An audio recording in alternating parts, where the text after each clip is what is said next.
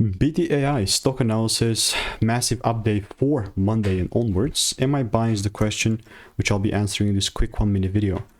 Generally speaking, pre-market is absolutely critical because this thing is already up tremendously.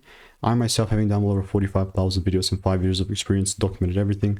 No one else has come even close, but I've just collected enough data to see what's working, actually making money, and actually I've shown it to you guys. Specifically with BTAI, my whole bullish endeavor began right here when it was like 7th of August or whatever, when the price was very low. I mean, I'm talking $2, right? Now it's 5, more than double. Simply not gonna buy. So it came down, like it was 326, but it came down to, it's actually 3, it was 3. And then that's 10 days ago. And then since then, it's been just freaking pumping. It reached like an $8 level.